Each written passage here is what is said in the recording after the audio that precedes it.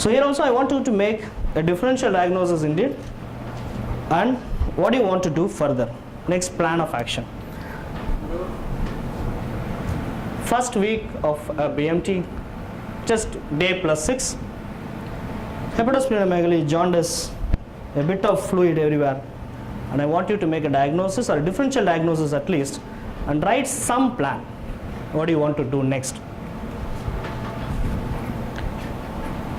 Okay, this is the third question. A post matched sibling donor transplant for AML. It's 8 months now, quite away from the transplant acute phase.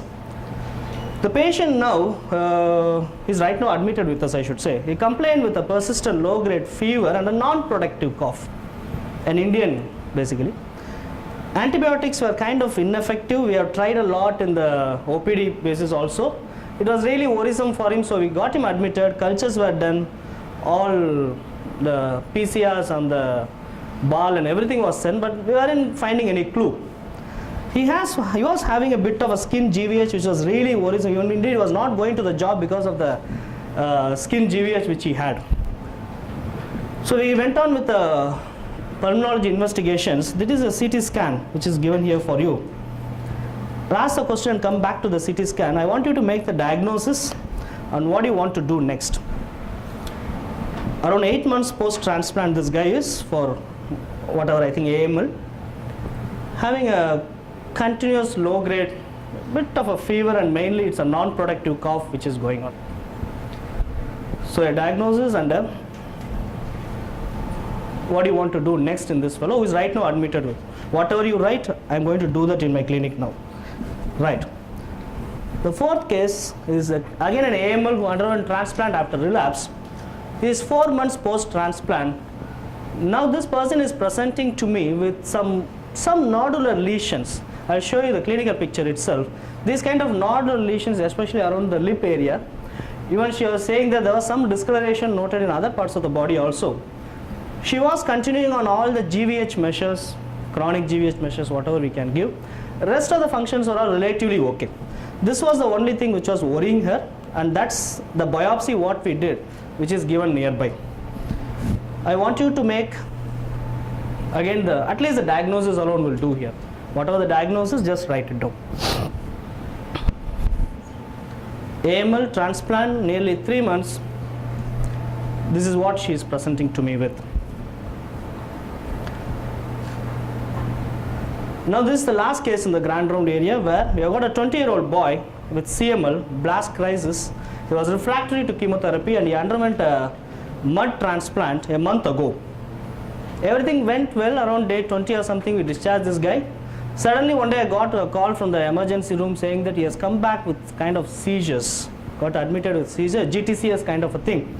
On a proper history he was saying that he was having some visual auras and visual hallucinations which are preceding these seizures. He was not known to have any seizures before, or even during the conditioning he never had any problem with this thing. So we went on with an MRI, and this is what the MRI is showing.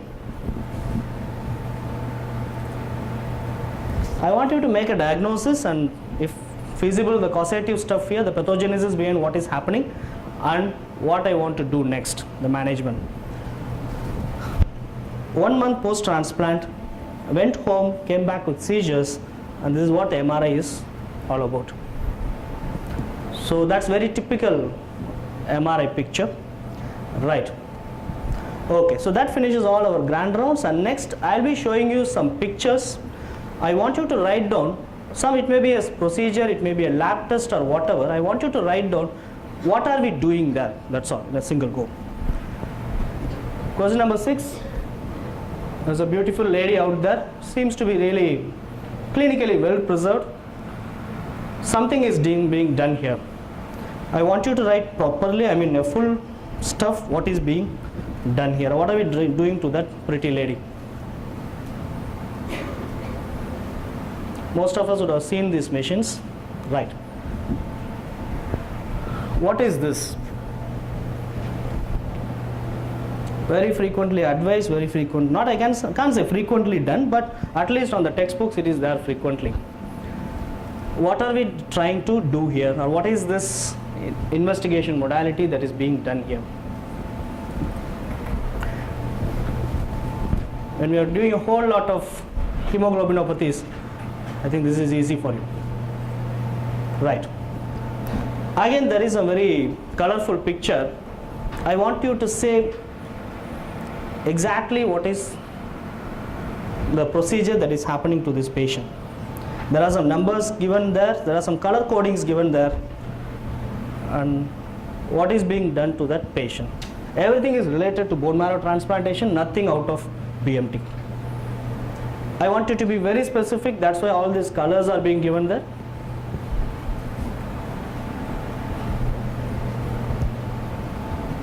Okay. So next, let's just have 1 or 2 questions based on your lab hematology. Do you really visit our labs? We'll try to check that now. There are an array of machines which are shown here. All these machines have got something common in them. I just want you to write, if I have these machines in my laboratory, what I will be doing with this. Indeed, I have given the names also. So if you're really good at Googling, you can do the Google and you can write down the answers. So if these machines are there in a laboratory, what you can boast that we are doing there? That's good amount of time. Yeah. Here again a very simple lab test is given to you. This is in 2-part question. I want you to say what is this lab test. If you figure out the first part, I want you to write the third line actually shows some results. I want you to give a complete, suppose if you are a laboratory person signing out these reports, I want you to write the report what it is showing. The red one I have masked is basically the report of the test. If you know the test, it is okay. If you don't know the test, it is some lines here and there, that's all. Leave it. I want you to write the complete report also, which will fetch you the full marks.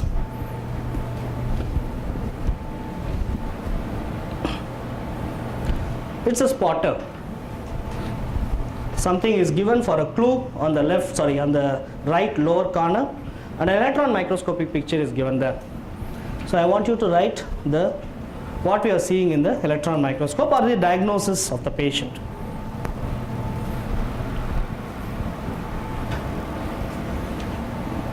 That's more than enough. Next is I will try to show you either a picture or some, say, yourself. In front of stem cells, I'm a bacha. Stem cells, I'm nothing in front of stem cells. But this irony can be used for manipulating certain things in a bone marrow transplantation. So whom am I? I'm totally useless in front of stem cells, but that is clinically very highly useful for us in a bone marrow transplantation. Here some mechanism of action of a drug which is used in bone marrow transplants is given. I want you to name the drug. What is it? Something is written there. Some receptor activation, proliferation, differentiation, etc., etc. We don't use it commonly here, but anyway, this is a drug not only in BMTs, any chemotherapy we can use it. Right. If you have the habit of reading newspapers, this was a publication in Hindu on 31st of August 2017. It talks about some breakthrough living drug that is available for, which is approved right now for hematological malignancies. I want you to say, what is this bag of something written as Kimria contains? Or what is this technology all about? Anything is fine with me. A newer technology recently, it's there for quite some time, but recently approved for clinical practice. Exuberantly costly, but I think Indians are known for generics. You will be able to do some generics in these also. Right. Next is just some spotters. I want you to spot it out, just single line answers. This guy, I was preparing him for a BMT. All, what to say, the pre stuff and all were done, and he was ready, and we were trying to give the chemotherapy. But every time I inject something via the central line, he was getting really severe chest pain and he was not able to tolerate it. I did a CT scan. This is what the CT scan shows. I want you to write what you're seeing in a proper way. Whatever comes into your mind. I have given enough clue about it. Yes, this is again a spotter. This is a myeloma guy who has come to me. He received some cycles of chemotherapy. He was doing very well. He has come to me for a transplant. During the pre-transplant workup, this is what this nasty stuff this fellow showed me. So I want you to write a proper diagnosis and why he got it.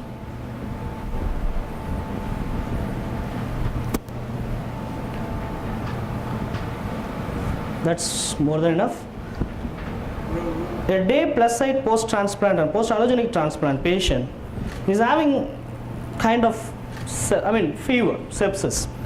On clinical examination, this is what I found. These lesions I were able to find on his skin, one or two here and there. I want you to write, so the description, in a sense, not stories, a proper scientific description of these lesions. On looking at it, what are you going to do to the patient? Anything you want to add or anything you want to change in the management and stuff like that. So just last two questions. This is not the question. Prosopagnosia means not remembering faces. That's what is going to happen to you all right now. I want you to say who this guy is. So from the left, the second one. Some clue is given there below. I should say more than famous, he is a notorious guy from that place where it is given. Where the clue is given. He was in the papers, he is still alive. An unusual phenomenon related to bone marrow transplantation. He is not a scientist, but that much I can say. Only thing he has done in his life is nasty work, that's all, nothing. Right. Right, so we'll come to the last question, we are well on time. Some pages from the past, not to forget any history. I'll show you a paper, a real publication from 1950s. I want you to write the primary author, who was the primary author for that publication. It is a landmark publication. which is why all of us are able to earn something today. This was done in 1957, the New England Journal of Medicine. I want you to name the primary author of this particular publication. Japan, which is a very small country, does around 10 to 15,000 transplants every year. For a population like this huge in India, I think that's not enough. Don't we have the infrastructure? No. We don't have the people who are really interested. We don't have the people who want to take up hematology as a whatever, the speciality. So the primary aim of this meeting all about is, I want to recite Thirukural here. Totanethur Manakeni Mandarku Katranethur Marivu. It means, it's that more and more we are going to read, more and more we are going to teach others. Professor Biju Jaj from the Department of Hematology. The center which does the maximum transplants in India, CMC Vellore, to give a small short welcome address.